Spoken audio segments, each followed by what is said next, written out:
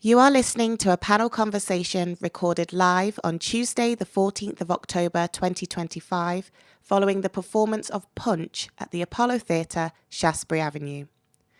The conversation is part of the After the Punch series, curated by the Forgiveness Project.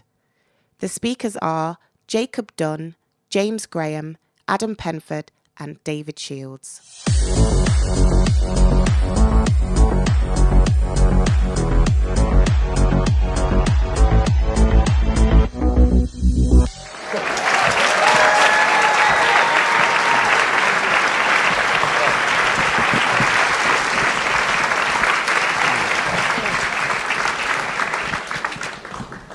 Good evening, everyone. Hi. We were told to sit in the order of the pictures on the back, just so you can compare us to our very old headshots. I'm the same. So thank you so much, firstly, for coming to watch this play this evening. We so appreciate your support, especially for new writing in the West End. We're very appreciative of that. Yeah. A round of applause for that. And secondly, thank you so much for staying behind. I promise we will keep it to half an hour. I've got the clock on.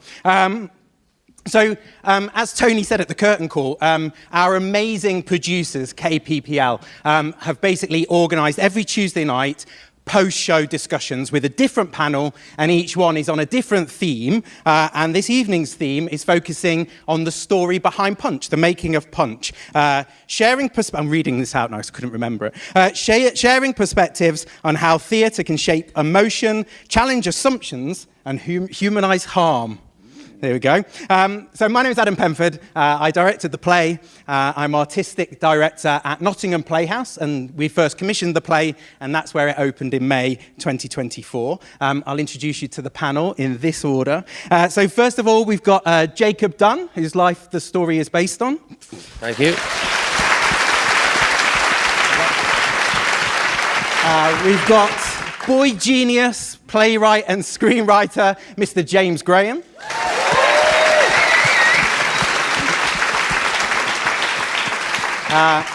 And you've been watching him all night, so you're sick of his face. This is David Shields.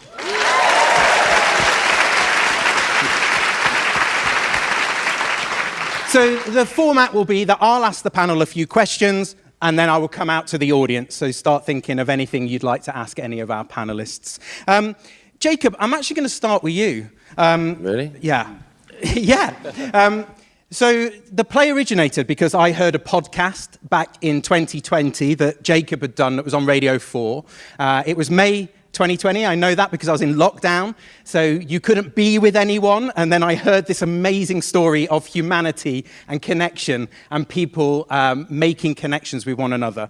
And I got in contact with Jacob on social media, and I said, I've been really profoundly moved by your story, and I think it would make a great piece of theatre. So that's a bit of the backdrop. It then opened in May 2024, so it took about 4 years from the initial idea to hitting the stage at the Playhouse.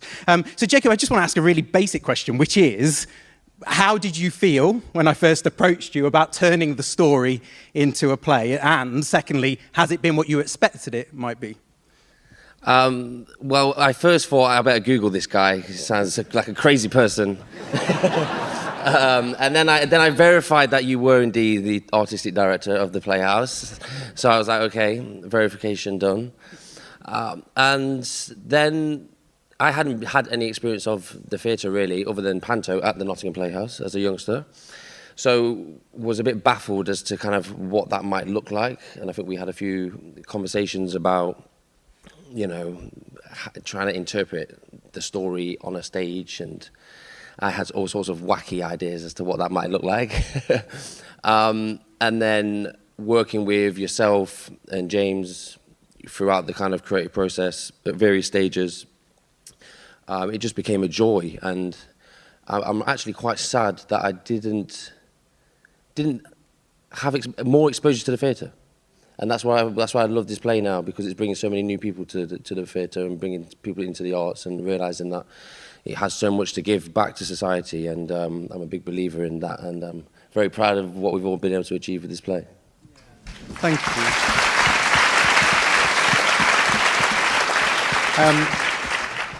once you'd agreed to do it, we sort of said, well, who's going to write this play, didn't we? And I said, well, there's a guy called James Graham, who, again, you had to Google his name to work out who he was, didn't you?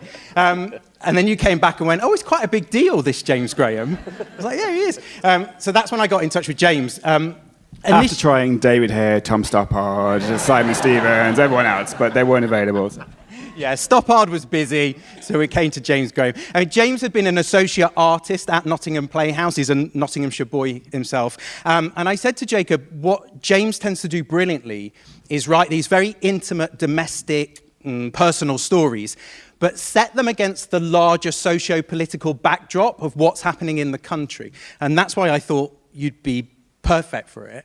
Can I talk to you a bit about form of the play? Sure. Like, when I first approached you, did you instantly know, oh, well, it's going to take this form that we've all watched this evening? What's that journey?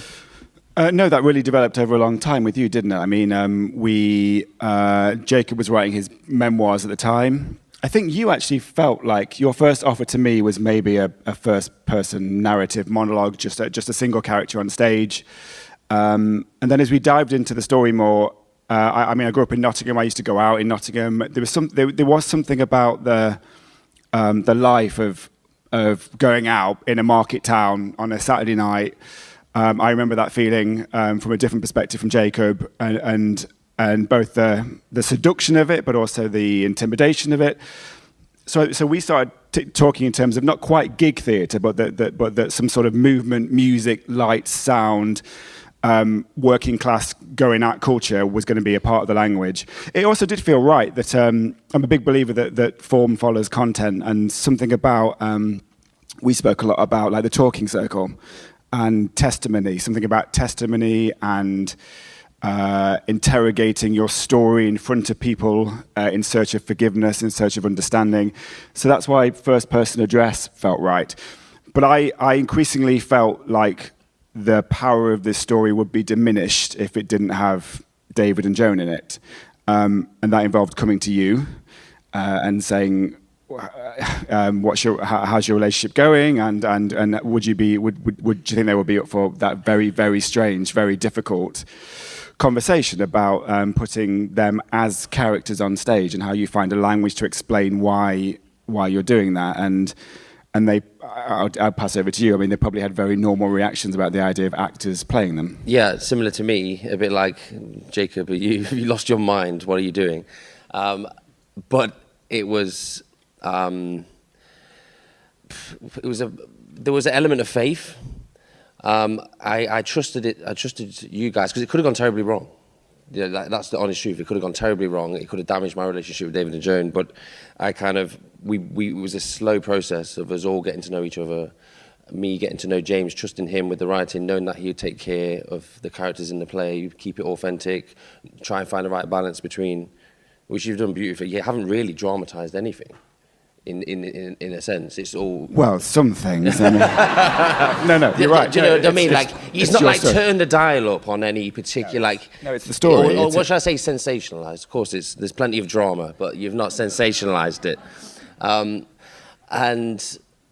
then it was a process with them, you know, trusting in me and the relationship that we'd had, and that this was the next kind of step in terms of the next medium. We'd done documentaries, we'd done TED Talks, we'd done...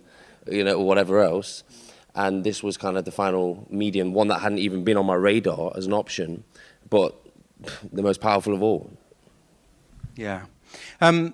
Dave, so the responsibility of playing a real life person, like, how did you approach that? I guess both pre-rehearsal and then during rehearsal and indeed during performance. How's it developed? Playing a real life person on the one hand was made it easier. You know, Jacob was there from the first day of rehearsals. We went for drinks on the first night. I thought he wanted to be my friend, but he just wanted to mimic me and I got to ask all the questions and fill in all the gaps that I needed. And Jacob was so open and so supportive and generous during the whole process that it made it that much easier. But yeah, obviously at the same time, you have a huge responsibility to try and do justice to to his story. And I mean, fortunately, James made my life a lot easier. You know, he, like James was saying earlier about the direct speech in the play. You know, the problem with a lot of plays with direct speech, it becomes just a sort of a sequence of this happened and then this happened and this happened. But there's that talking circle scene at the beginning where Jacob goes, you know, I'm going to hold myself accountable to you, and you've got every reason to doubt me, to doubt Jacob, because of what you know about him, the fact that all of our memories are faulty, but I'm going to try and hold myself accountable, and I might fail in doing that. And that gives you a motivation, an objective that takes Jacob through the play. So each night I go out and I try and Jacob tries to hold himself accountable in my eyes, in the hope that he'll be forgiven at the end. And so, yeah, it was a combination of Jacob being there and James's writing made the process easy. Despite that, I mean, it's definitely been the most challenging role of my life. It's like, it requires you to be quite athletic and go to some emotional places. But it's been the most rewarding and best experience of my life, and an absolute privilege. And he's amazing, right?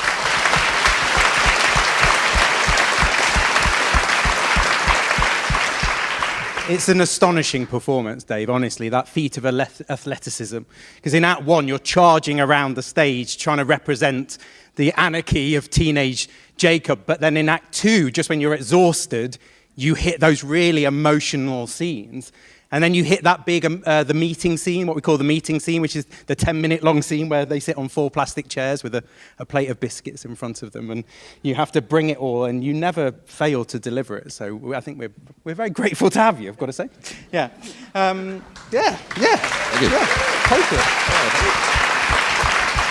you. So speaking of real-life stories and characters, James, you've sort of done quite a lot of that, right? A lot of your screenwriting and playwriting has been based on real people and real events.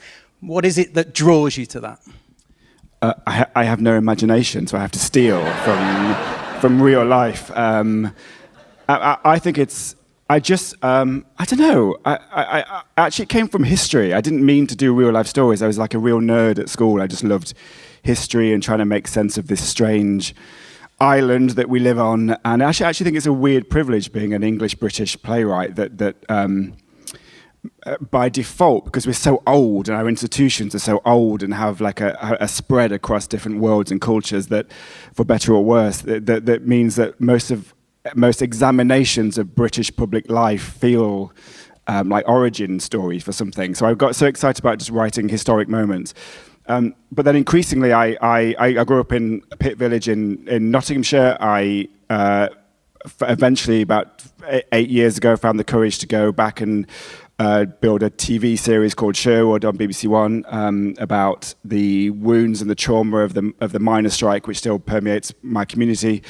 And that involved not the past. That involved very much people who were alive. That involved sitting in living rooms with people who'd lost people, including a family whose dad had been murdered, and the power of that collaboration for me in terms of bringing a human story against the backdrop of socio-political historic forces.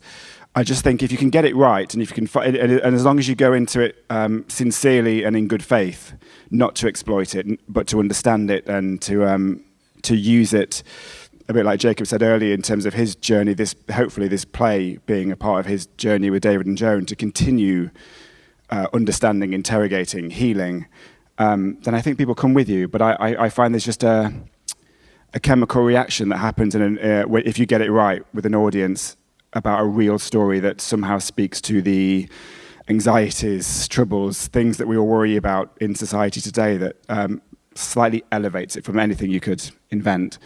And I was so grateful that you came to me for this, Adam. It combines, it's like a Venn diagram of things I'm obsessed by.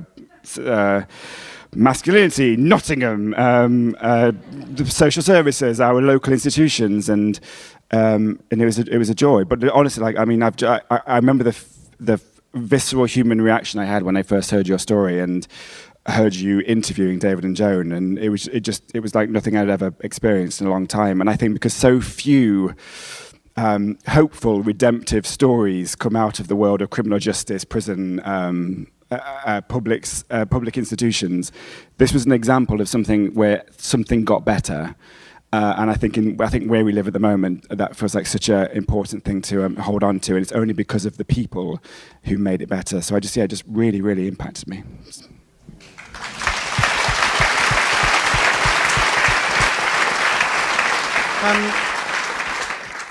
Jacob, I know that you're an active campaigner now. Well, we saw it saw it in the play. You're an active campaigner now. You're actively trying to make changes within society, particularly for younger people, but not necessarily just. Kind of, I guess, what are the outcomes? What would you like the outcomes of Punch to be? Well, where do we start? It's very difficult because I've been campaigning for a very long time on like very systemic issues, and systemic issues are very hard and very grueling and can be very lonely and take its toll on you.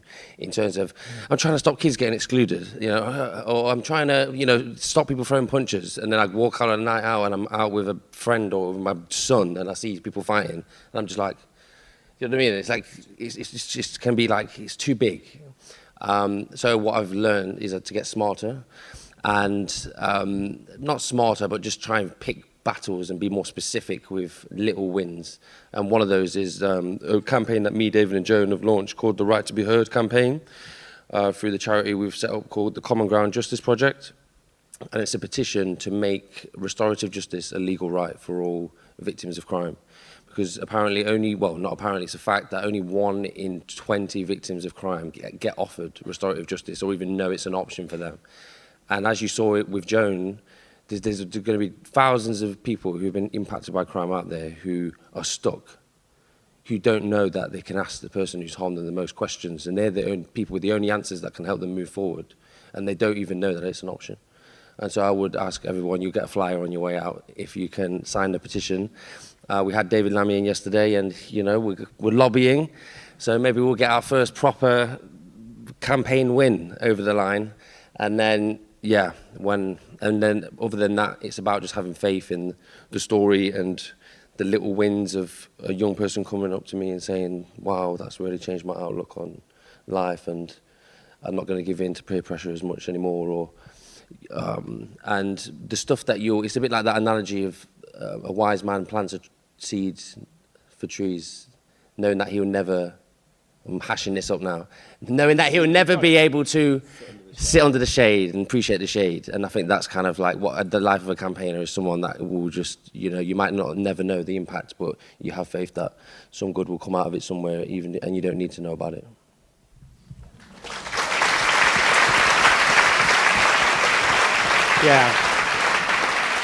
Yeah, do check out the website and look at the campaign. It's fascinating. And, and we should say, although Joan and David aren't here tonight, we've been actively working with them. Joan was with us last night, actually, wasn't she? She was here last night. Yeah, it's for the charity night. She gave me this hat. She gave you the hat? She gave me this hat last night, and she brought it from New York, where because they went out to see the Punch in Broadway. And, so we should say that Punch, we're in an odd position at the moment because Punch is also playing on Broadway in New York simultaneously as playing here with a different cast, obviously not commuting. That's why he's so tired. Which is amazing. And last question before I throw it out to the audience. So Dave, I sat around Row J last Thursday afternoon where we had a schools matinee. We've been working with our producers, been working with an amazing charity called Go Live, and we filled the theatre with state school teenagers and heavily subsidised tickets. It was amazing. I was worried at first. I was like, are they going to concentrate? When I used to go to the theatre as a teenager, I used to mess around. And I loved theatre, but I was just too giddy. But they really concentrated and listened. And I know for the cast, it was quite profound, right? What was it like, Dave, as an actor, playing to 500 teenagers. It was incredible, yeah. I mean, it was interesting to see the different things they reacted at. You know, the mum scenes, obviously, the result scenes, they were incredibly vocal in those. Admit, what got the biggest reaction of the night, Dave? I'm not saying. David's six-pack. Thank you, Adam. Brilliant, cheers. Thank you for that. You spend months writing a play, and then you take your time. It's very flattering top lighting going on with this thing. But you know, clearly this is a play which speaks to young people. It's I think the themes of it obviously is that theme of hypermasculinity, of violence in young men. I think something we can all agree is quite prevalent at the moment, very prevalent in certain parts of the internet. There's that theme of belonging. I think part of the reason why Jacob goes down the route he does is because of a feeling of wanting to belong to something. And I think that's something that all young people always want. I know it's something that I wanted, and that can be channeled in a positive way or can lead you down darker paths. I think, you know, in a sort of increasingly digitalized world, just seeing people having a conversation face to face and seeking mutual understanding, I think is profound for anyone. You know, I think part of the reason why this play moves people so much at the moment is that, you know, we've had, it feels like 15 years or maybe longer of people, of a sort of zero-sum game between people in whatever debate, on whatever side of argument, where the impulse has been to kind of want to destroy the other side.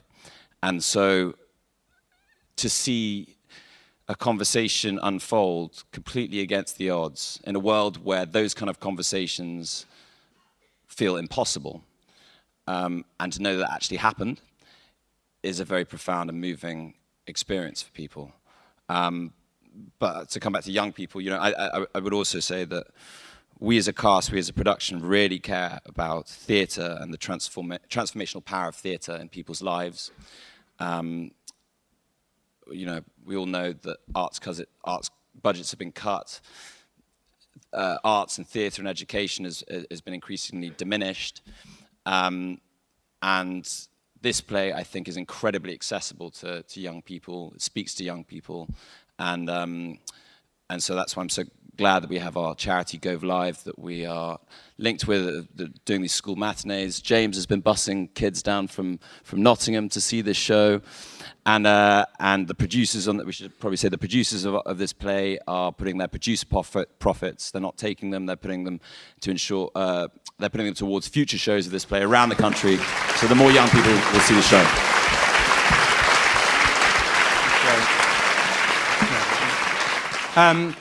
The Forgiveness Project is a really important partner. They have curated these 9 panel discussions. This is the 3rd. You can access those on the Punch website if you want to listen back to the ones that have already been and the ones that are forthcoming as well. Right, let's go out to the audience. We're quite dazzled out here, so you're going to have to really wave to get our attention. So pop your hand up. I can see you straight away, sir, so I'm going to you first. Want to try and get a mic if possible? There's a microphone coming. We'll repeat the question back. I feel a little presumptuous doing first names, but it seems what's happening tonight. Sure. So, James, you alluded to this, and David too, that Jacob, your story is exceptional, right? That you said that your story is not the one is not something that most people who are involved in something like this go through. So what the play leaves me with, and I guess I need to read the book now, is there something in your backstory or like that would explain to us what it is that enabled you to take that journey when so many others didn't? Sunday school. Well, lots of Sunday people school go to with Sunday my mum. school, That's right? what it was. That's the secret. No, I'm not sure. I am. Well, I don't see myself as exceptional, or my story is it's unique in the degree. But I believe that everybody I hate it when people like compare themselves to me, or when I'm in a prison or when I'm working with other people. Like everybody's story is intrinsically linked to everybody else's stories. Like this isn't my story. This is every actor, every person that's not here anymore. We're all connected to each other. And I know we get told to think that we're all like individual islands that walk around, you know, detached from everybody else. But we're all inextricably linked. And all of our stories are exceptional, and everybody needs to take care of themselves and their stories. But they also have the power to reshape their stories, and we're all more than the worst thing we ever did. I'm now, because of my campaign work, defined by the worst choice I ever made, and that's the sacrifice I have to live with. But we are all more than the worst thing we've ever done, and people are redeemable.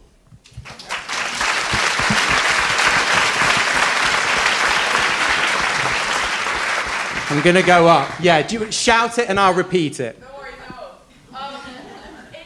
In the play, is there anything you wish would have been incorporated more from your backstory?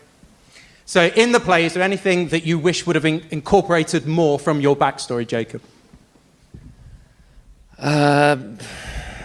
This is where I throw James under the bus. No, joking. No. I wouldn't say there is. To be fair, I think I spent a lot of time. I've shared my story in front of a lot of people. We've worked a lot with James, and I think we picked out, with the time we had, the most important people, places, and spaces to explain.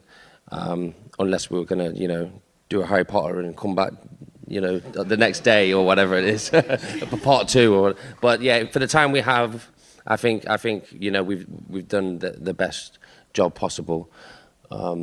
I think I felt a bit conflicted sometimes about, and we worked together in a way that I've never worked before, and it was an incredible experience. It felt like I had to work with Jacob scene by scene on the script, and we spent time together at your house and went for walks and things. And I've never done that. I've done plays about, Dominic Cummings and Rupert Murdoch. I didn't hang out with Rupert Murdoch, but I tried, but he wouldn't answer me. So this was a unique thing, and that we really did. And I think the thing that by dramatic structure is what it is, and it feels like there isn't much run-off space that you have left after the meeting scene, and we talked about this a lot. That feels like the emotional climax of the play. I think the only thing I kind of regret is that there's a whole new story that Jacob went on after that meeting, of which we cover, I hope, succinctly enough in setting up on the life choices that Jacob made after that meeting. But that whole story is this is part of the story where Jacob is sat on this stage now and what he's done with his life. And even we had a session at oh my God, ISIS, the youth offenders, the prison. A youth offender prison, where we screened the play for youth offenders, and then I had the immense privilege of watching Jacob speak to the inmates there, and they were just captivated by his journey, because it is a template for change and growth. And so I regret that we spend 95% of the play on your worst bits, but it feels like we're all really proud of you, and it feels like I think the play hopefully does enough to set up where you go from there after that. But yeah, definitely. The play ends. My son is now 7 years old, so there's been quite some time since then. I have a daughter as well, so who's What's there wrong we go. with You should have got that in there. But yeah, in terms of the backstory, I don't think if there was any more added, I think it would have taken away from the other characters in the play and diluted those other characters that needed more of a voice, which is something we've tried to balance to give David and Joan's characters a bit more of an arc in the first act. Hi there, Jacob. You asked of David, would you forgive me? Have you ever asked that again in the past 7 years? And if so, did you get an answer? And if not, how does it make you feel now? You asked of David, would you forgive me? 7 years on, have you ever had that conversation with David again? We're all about speaking across divides, and so me and David actually done an interview with the Daily Mail earlier this week, and then we got asked that question. And he said that he can't say he forgives me because just of his interpretation of forgiveness, and everybody has a different experience and relationship with that word. And so, but he says at the same time, and it'll be, I think it's coming out on Saturday, at the same time, he'll be the first person to come and defend me. if anybody was to criticise me for how much work I've put in and the relationship that we have now. So I guess it's more of a perceptual relationship thing with that word. He to use his own words, it would almost condone the act if he was to say that he forgives me, and he can't say that it was okay what I did, and I you know, I'm with him on that, you know, and but I also, when I go into prisons, a lot of people will say to me, I need forgiveness in order to change my life. And I'm like, no, you don't. Like, nobody is dependent on forgiveness to be able to try and sort yourself out. You know, the hardest one is forgiving yourself. But I'm very grateful to be forgiven, but I don't want to be dependent on it, because that would also just be as much of an insult to them for me to be dependent on their forgiveness to sort myself out, because that wouldn't be honouring them or their son if I was to act like that. So, and it's also okay if Fiona's forgiven me, but if she says tomorrow she hasn't, that's also fine. You know, so I'm grateful for it, but I'm not dependent on it.